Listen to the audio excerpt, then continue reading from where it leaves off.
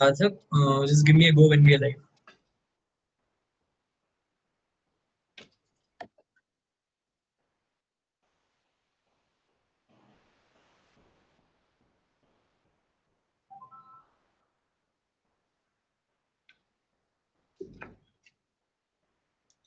So I'm glad to see so many people joining in.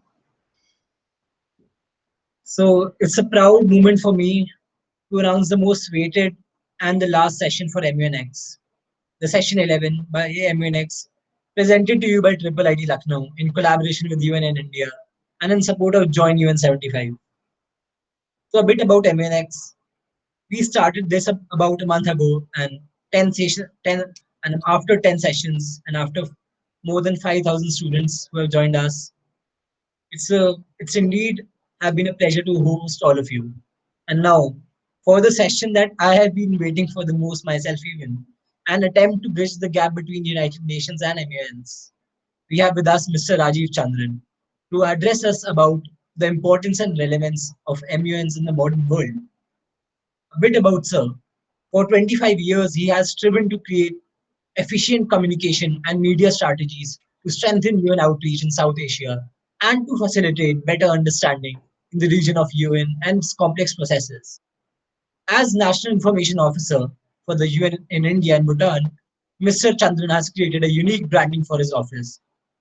Today, UNIC New Delhi is the accepted source of authentic information on the UN, always approachable, honest, and frank on what he can deliver, or not as the case may be. Mr. Chandran is respected in journalistic circles for his commitment to his profession and the international organization he has so enthusiastically represented.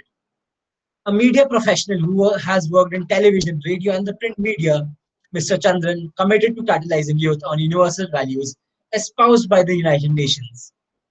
He's a spirited public speaker and travels all over the country addressing youth on a plethora of UN issues, political, social, and economic. Among his achievements at the UN Information Center are his abilities to synergize new creative partnerships to promote UN causes, editing of the prestigious UN newsletter for 23 years, and creating a culture of transparency at the UN Information Center. In 2010, he was conferred prestigious national award for Best Information Officer by the Journalist Federation of India. In 2014, the Media Press Club bestowed on him the title of Rashtriya Media Ratan. It's a pleasure to welcome you, sir, to our session. Over to you now. Thank you, IIT Lucknow MUNx.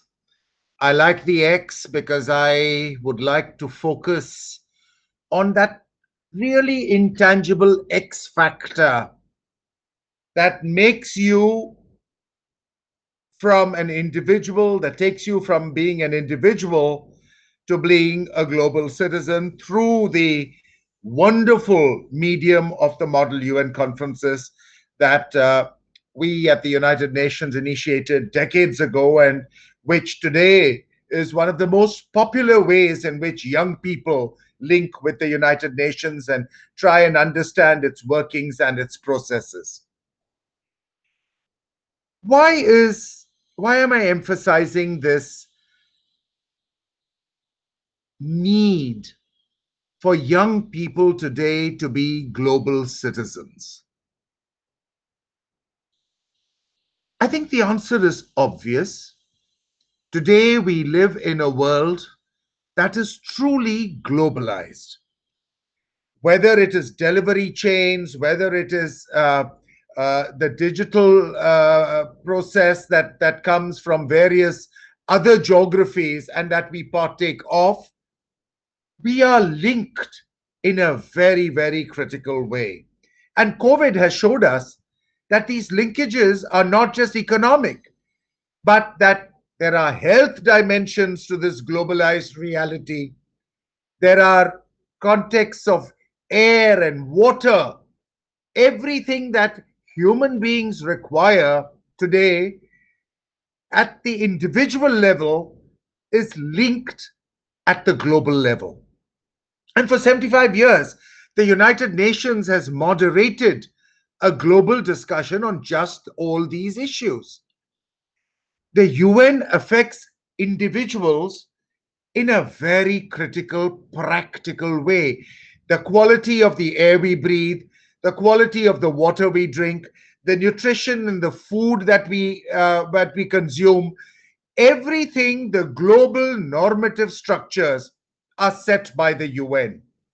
Your rights, whether you are a woman, what special category of rights you can access, what are the human rights, what are universal about them. When it comes to individual rights, the UN has been the normative structure, the creator of these rights, and making everybody appreciate what rights are and what others' duties towards you and to others are. And it's a very complex way that the UN has worked because the UN Charter starts with the words, we the peoples. But the peoples are represented by the governments. And so the UN structure is governments coming together representing the people. While many governments do, we all know in the world, not all governments truly represent their people. And so it brings attention to a whole lot of vulnerabilities that you have to be attuned to when you are taking on the role of becoming a global citizen. Let me go back to the Model UN. Let me go back to the process so that you understand what I'm talking. When you are assigned a country and you go as that country's representative to a UN conference, your own expectation is that you will be a good speaker, you will be able to lead a resolution, you will probably be one of the prize winners at the Model UN, and that this will add to your curriculum vitae. I think those are all completely incidental to what a Model UN should do to you and what is the real way in which you should engage with the Model UN. The first thing that the Model UN does is that, like theater, it enables you to prepare for a part. And the research that you have to do is something that is an amazing part of the Model UN. When you look at the country you're assigned, you have to, in some ways, stop thinking with an Indian head and take on the history, the geography, the economic processes, understanding of social processes, production processes of the country that you represent. And I think that is the most exciting thing, that you become a specialist in another nation. You try understanding why it is making certain choices. You understand what its political point of view is based on its economic structures, its social structures, the way it has developed through history, who its neighbors are, and what its struggles have been. What are some of the natural resources that it has, and what are the natural resources that it has to import and leads to certain diplomatic structures for that country to be able to access those resources. Because ultimately, every country is looking for the welfare of its citizens, the progress and prosperity of its nation and people. So you have to understand why a country is making certain choices at the United Nations, why it joins certain lobbies, what is it that it is arguing for, and why. There are no black and whites. You have to negotiate through gray territory unraveling each strand of gray through understanding why that country is making certain choices. And that is a great learning experience. You know, in India, we are slaughtered immediately from the state that we come from. He's from UP, somebody's from Bihar, I'm from Kerala, and we are put in a certain box. Do we understand why certain states act in a certain way? Why, in the federal dialogue, certain states take certain positions?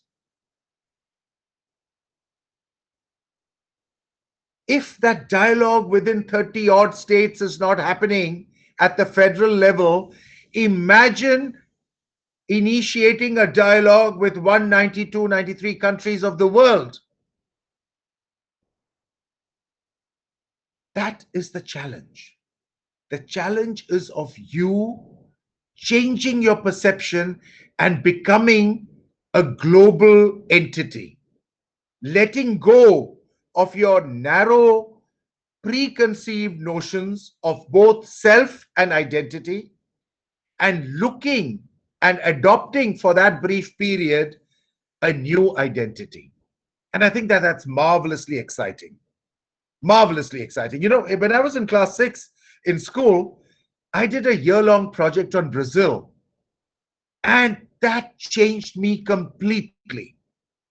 Now, looking back, I understood a different country and different processes, its culture, its choices in a different way. And from that moment, from class 6, I was transformed. The Model UN is your opportunity to do that, whether you do it in high school or, you know, as an undergrad or as a in the IITs. It's an opportunity to become that global citizen. You know, I go back to the fabulous UN logo, which is so easily recognizable everywhere in the world. When it was formed, or when it was created, the logo was set to represent the map of the world with, you know, 5 concentric circles representing the 5 continents. Yes, 75 years ago, that explanation was perfect. But today, I look at the UN logo differently. I look at the UN logo with the individual at the center and spheres of energy from that individual encompassing the whole globe. And that is you, your community, your region, your country, and finally encompassing the whole world. There are all these connections that get activated with your individual choice. And it is that connection that really needs to be awakened in each of you participating in a Model UN, because it brings about certain huge qualities of leadership. The Model UN is a great structure if you go into it with the perspective of enhancing your skills. Not just skills of speaking, of lobbying, and, you know, of getting your loudest voice in, but of actually creating an empathetic argument for whatever it is that you are supporting. Is your argument pro people? Is your argument pro planet? Is your argument pro prosperity? Is your argument pro partnership? Is your argument pro peace? And I mean each one of these pillars, the P pillars, to be understood in their widest context. Peace, not just in the absence of conflict, but in the more complex understanding of peace today, where we ensure that every individual is both protected and represented. And I think that that's the head with which you approach this whole idea of peace. Much more complex than just, you know, uh, ending wars. Far more complex. It's human security that you're going to be discussing. And I think that that change of perception is very important. Similarly, people, when you are talking from the point of view of any country, be sure that you're speaking for all the people. Make sure that there is no one left behind in the communities that you are articulating for. And I think that that's a very important perspective. This notion of empathy that you need to evoke as a global citizen. You have to care. And you have to care for those who've been left behind. Look what is happening with, the digital connectivity and during COVID. How many students have been left behind because they don't have connectivity, they don't have smartphones, they don't have the technological access to that. So even within the digital world, you have the digital haves and the have-nots. We have to be aware of these things. We have to be textured when we represent people. And the planet, I think concern for the planet is something that all leaders should have. I think it defines leadership. I was just recently reading that already the way we are expending resources at current patterns of behavior, human behavior globally, we need 1.7 Earths to sustain us. But there is no planet B. This is the only single Earth we have, just one planet that we have to nurture together. And all our choices have to be geared towards that. And as leaders, as potential leaders, as representatives in Model UNs, representing enlightened leaders, the arguments that are pro-earth, pro-green, arguments to build back better need to be ingrained in your psyche. As you are researching about your countries and nations that you represent, think of that nation's footprint on the planet, behavioral imprint on the planet, its economic imprint on the planet. What is it that you're arguing for? And I think that that's an ethical choice that each one of us has to make. When I said you are linked to the widest circle of the globe, it's also that the choice you make affects everybody. The amount of water you consume, the amount of waste you generate, the amount of trees you may plant, both the pluses and minuses impact so many more than just you and your immediate surroundings. And I think the MUN also teaches you to create partnerships that are innovative. You will understand as you dialogue, as you create your resolutions, what it is to give and take, how much. And I think that that's a very, very important uh, learning that happens in the Model UNs. I think all this really brings you to one doorstep. And that doorstep is of strategic leadership. of refining choices so that your leadership is acknowledged. And on leadership, I took the example of theater. Let me go back to it. When you're watching a play and there is the character of a king, for example, how do you know that that person is a king? You know the person is a king because others around him or her behave in a certain manner that lets you know that this person is of some standing. What does that tell you about leadership? Leadership is a relationship. It's a relationship that you create with others, and because of the additional value you are able to bring, your leadership is accepted.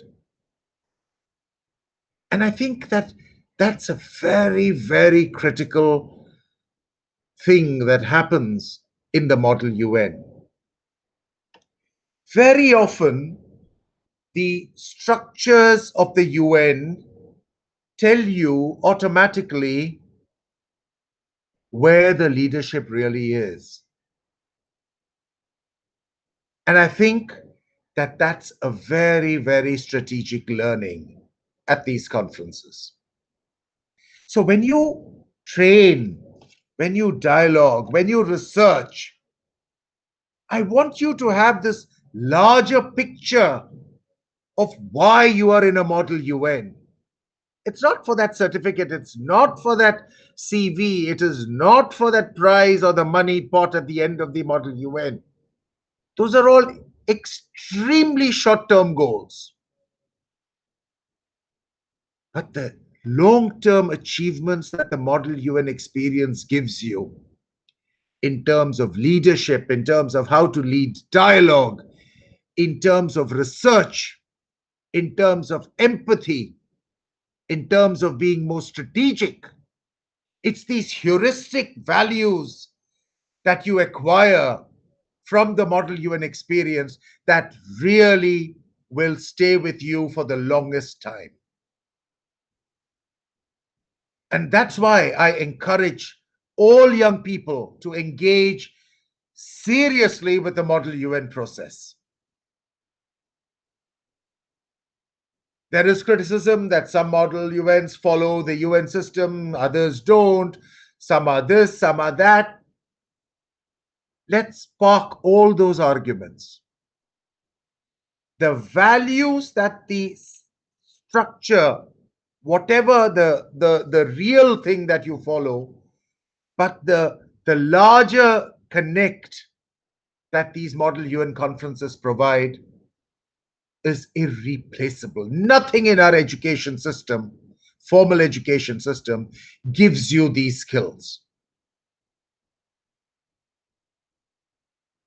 And I think that that's why I invest a lot of my time and energy in guiding Model UN conversations, because I'm not looking at that Model UN, I'm looking at the future of leadership. And I'm sure that each one of you who has engaged through these 10 or 11 dialogues by the MUNx, led by IIT Lucknow, will understand when you reflect that what you are engaging with is something much larger than the sum of its parts, much larger than the narrow gains, because what it changes ultimately is you as a person. Thank you.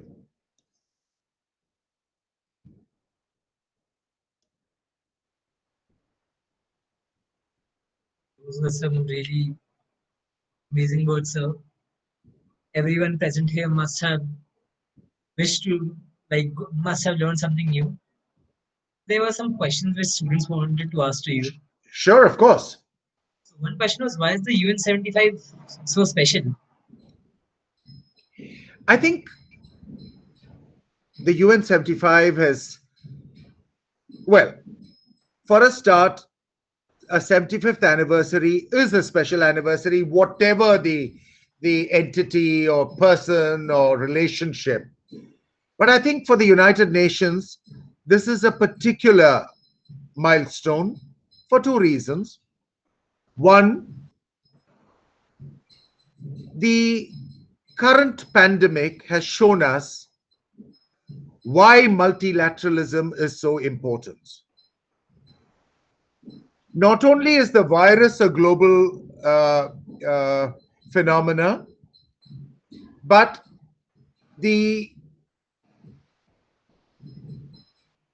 connections that countries across the world have put to contain the virus, to exchange conversations in supporting the creation of a global vaccine, a people's vaccine, of ensuring in the future how all countries, rich or poor, can access that vaccine, has underlined the continuing importance of multilateralism.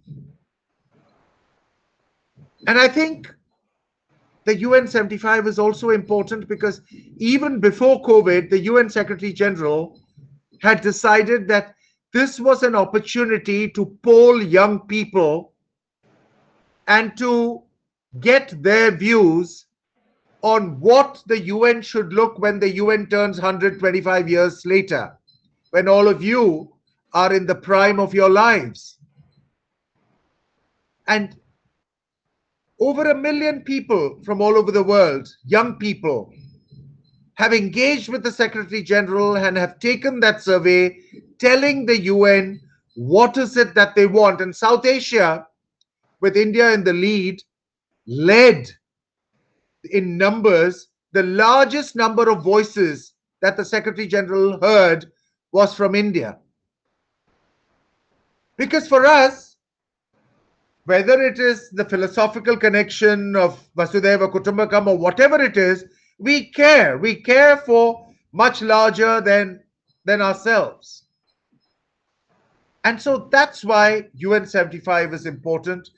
It's important both because it underlines multilateralism and because it underlines the power of youth. And I think that's why this year is so magnificent for the United Nations. Wonderfully summed up. So you all saw how Secretary General himself during this weekend adopted the UN 75 resolution even. So another question was, do you believe that UN has realized its goals? Wars are still happening, hunger and is all still there. So like, has UN recognized its goals? Uh, you know, if I asked your family, have you realized your goals? What would you answer? It will obviously be a yes. It would be a yes, but the more honest appraisal would be many goals are achieved, some are yet to be achieved, but everything is in process. Because you work towards a certain goal. And by the time you reach a certain set of goals, new challenges come in. So there is never a final end point to human existence because human beings are evolving, our societies are evolving, our problems are evolving, our technologies are evolving, and each evolution brings new challenges to multilateralism. Today, we are looking at what digital governance should be. Because while we are enjoying the benefits of a digital world, we are also being hurt by certain aspects of digital realities. All of us. So that's a whole new layer that the United Nations is now trying to coordinate.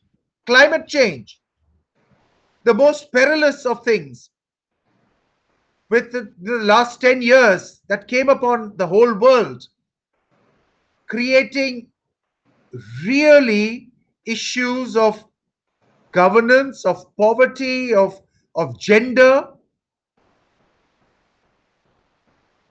I think so. If you want me to honestly answer whether the UN is a success, my real answer is the UN is a success because you need a mechanism for this global dialogue to continue. Does the UN need to be bettered? Yes, of course. There is no organization that doesn't need to be uh, re engineered, to be refocused, to be re-evaluated. That's a work in progress and it has to happen. But the United Nations is only as strong as the will of its member states. The UN Secretariat is a secretariat. The decisions are made by the member states. And so it is the will of the member states and how strong that is, or how weak that is, or how committed it is, or how not committed it is, that really defines the work of the United Nations in any particular field. And so, this dialogue is important. This youth monitoring of dialogue, of progress, of procession is very important. And I think young people have to be more engaged in the global dialogue because it concerns you. And it will concern you and your progeny. And you have to care. So, successes, huge number, limitations, as many as we have uh, commitment for or lack of commitment. But the United Nations is the only framework that can guide, guard, dialogue all problems that humankind faces and will face. We were looking at one point, who decides? Every country is now getting into space. What about space debris? It's the United Nations that puts that in place. Which organization decides how much of the sea coast actually belongs to the country and what goes to the commons? These are all normative issues that have to be debated and discussed. And over the past 75 years, the United Nations has borne that challenge. Can things be better? Of course they can. Can your life be better? Of course it can. So this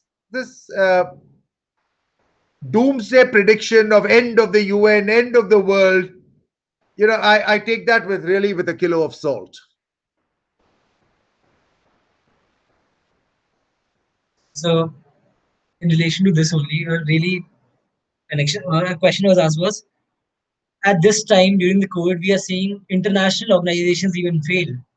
So how can the youth come up now and they, bring a change at the national level, at an international level, and again a repeated question: how can the youth contribute to the UN? I think, to me, there is only one answer, and that is it's not contribution, it's action. And I think that that's where the key lies to future leadership. It's not, okay, let me take this differently. Every individual's choices, actions, have a global impact. And I think that recognition by young people that their impact, their footprint has a global perspective will change the way young people live and lead their lives and the choices they make. I have been arguing for years that even in school, we should teach students to do energy audits, to do plastic audits, to do waste audits. It's only when you realize that at a young, impressionable age and integrate it as part of your behavior that you can actually be change makers. There's this wonderful school that I went to where they have, you know, the students contributed, and there are two refrigerators in the lobby, and every child brings leftover food from their house and puts it in the school fridge so that at 12 o'clock, all the poor people around the school are fed. There's one refrigerator for non-vegetarian food and another for vegetarian food because that's the way our societies are organized. So sensitive. Can you imagine what it means every day to open your own fridge and to take some food out for a poor person?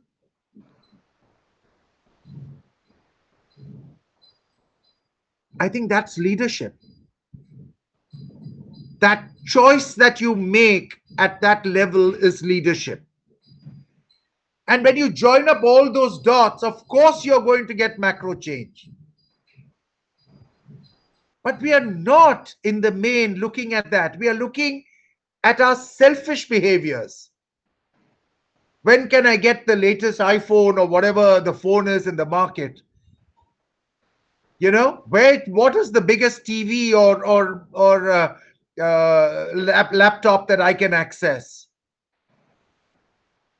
Not the fact that does your house help and their kids who are in school, do they have access? How many of us have really thought that?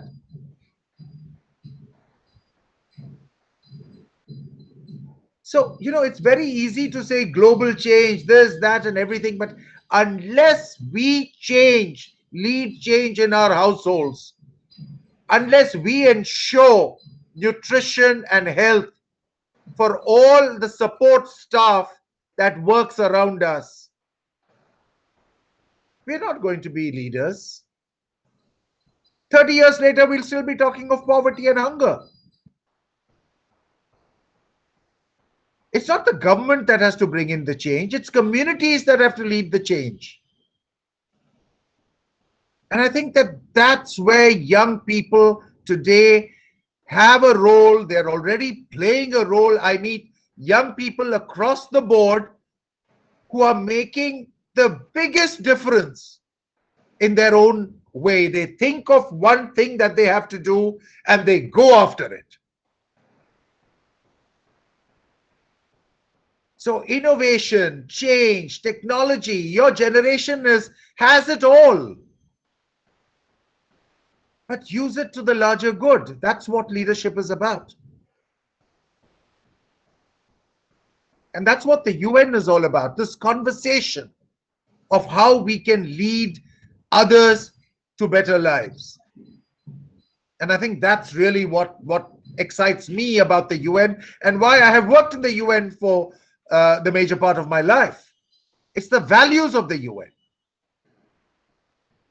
Yes, next question. I can go on in this because I passionately feel about it. It's not something that I learned in textbooks. It's something I've seen around me and I feel passionately about.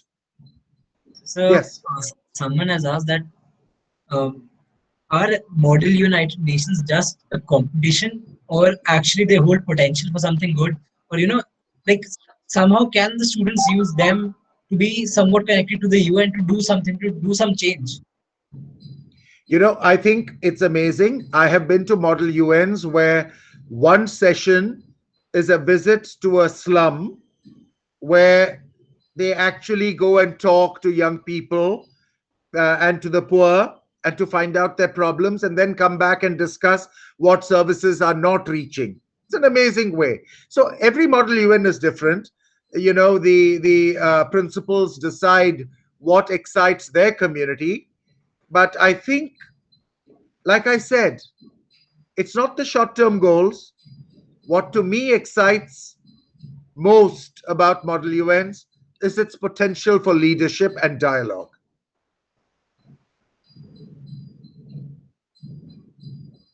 So, like someone has asked that is the UN still democratic, and what are your views on the India's push for the reforms in the UN?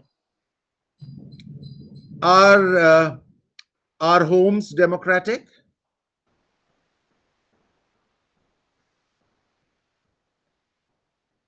Let's be honest. Do we have power structures within our homes? Are Absolutely. we are we are we democratic truly? Does everyone have an equal voice?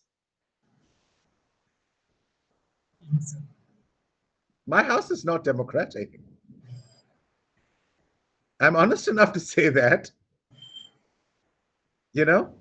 So, like I said, there is a burden of history. It was formed in a certain context. History changes.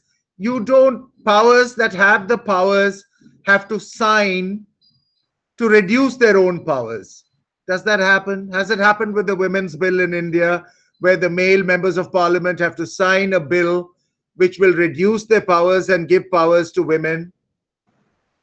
But does that mean that we don't aspire for a women's bill? No. Of course, we have to aspire for it because someday those equations will change. Similarly, the, when we work and we become the strongest economy in the world, with our young people making correct choices, which international organization will reject India's candidature at that time? Remember, 1945, 2 years before our independence, India was invited by the global community to sign the UN Charter in San Francisco. Why? We were a British dominion. But yet the world leaders knew that India would be a player. And even in 1945, the forces of history were at work and that everybody knew India would be a free nation. June 1945, India puts two signatures to the UN Charter, one representing the dominion of India and the other signature representing all the princely states. So, India and its role and place in the world is not up for argument. We have to create structures and dialogues that will enable these structures to be more elastic so that, like in our homes, our voices can be better heard.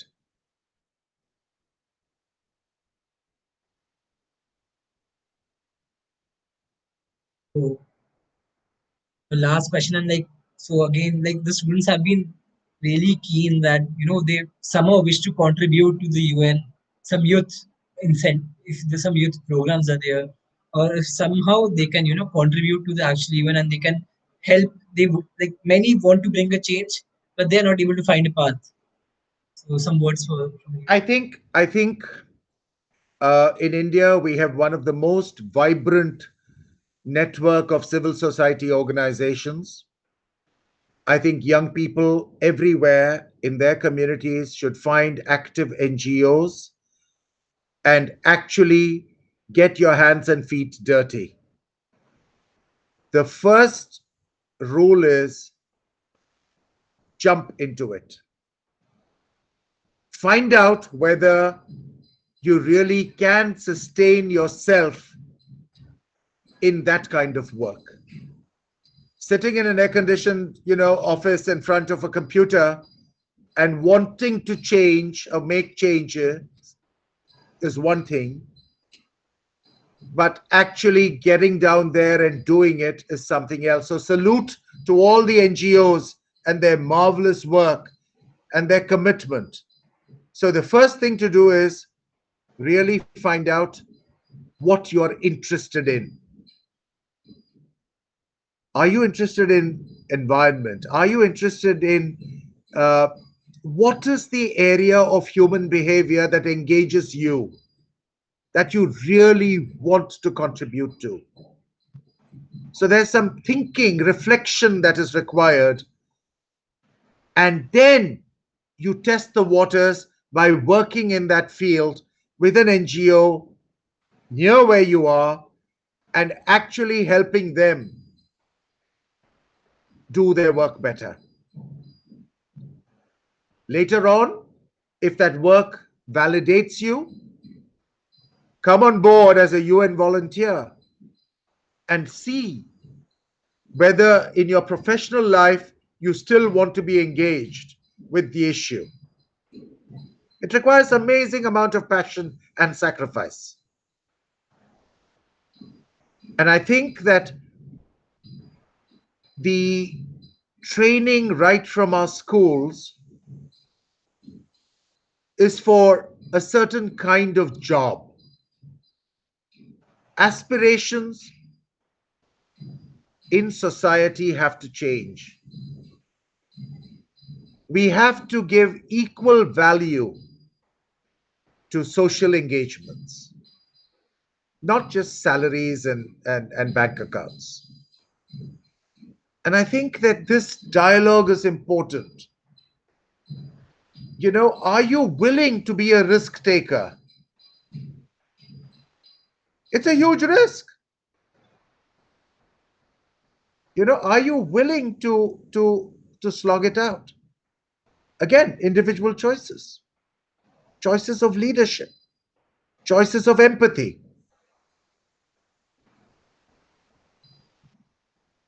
What is it that you do that will ensure that you sleep well at night?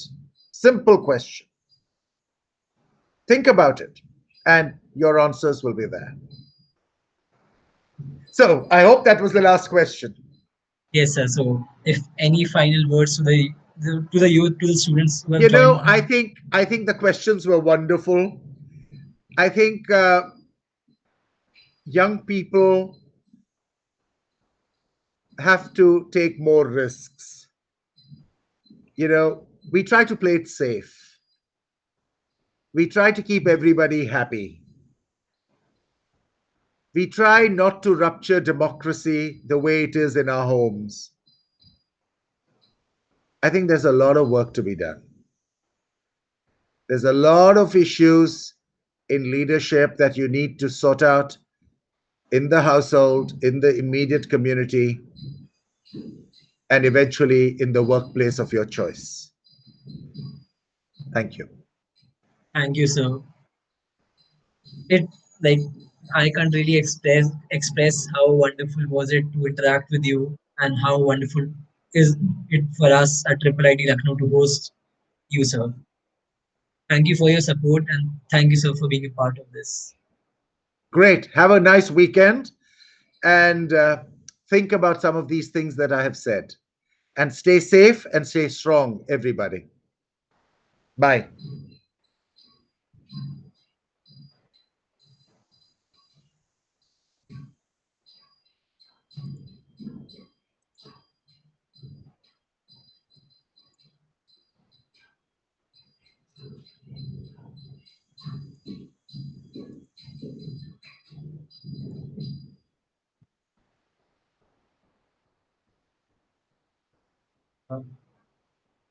For all of those who have been asking questions regarding the certificate, this is to inform you that all the certificates will be sent to you by Monday. And before we end this, I would like you to meet the team who is responsible for organizing this. If you can turn on their cameras.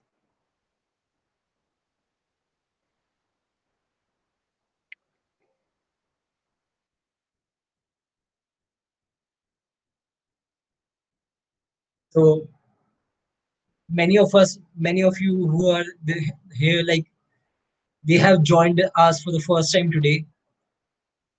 So let me just tell you, MUNx is something that can teach you about MUNs as much as you want to know. And many were asking whether these sessions will be available. Yes, all the sessions will be available on the internet. And before I go, I'd like to thank some people. Firstly, my team. So I don't know how I can tell you who is it, but we have Sarthak, Riya, Niharika, Ashutosh, Love, Yash, Bhanu, Anshulu is not present here, Hriday again, and most importantly, our Secretary General, Mr. Saksham Sir, and all the 11 trainers, and at the end, Mr. Rajiv. I guess you would not have, had a better session at all. I have learned a lot today, and I hope that, after this, you are able to think, you are able to go back, think of what Sir has said, and, maybe lead some change. We are a community which will always be open to you. We won't be organizing a virtual MUN, which has been asked to us for, I guess, now at least 500 times. But I can entrust you with one thing. And as soon as public gatherings are allowed, as soon as we are able to go out there wearing without wearing a mask, we will organize a Model UN conference that will be worth once a lifetime, and we will love to host you all at Triple IT Lucknow. And all of you will be mailed your certificates by Monday. They will be sent on the email IDs that have been given to you. For more, so keep learning, keep striving. I hope that I am able to host you all one day. I will not call this as the last session. I'll not also, like, this is first of many, and we will keep trying to, bring more such amazing things to you and make sure that you are able to learn better. But this is it from the team for MUNx. And this we are going to finally end MUNx. These were the 11 sessions and ended by Mr. Raji sir by himself. So I don't think so. We need anything else. So thank you all for joining. All those 5 to 10,000 people from 17 countries that put their faith in us. Thank you. Bye bye.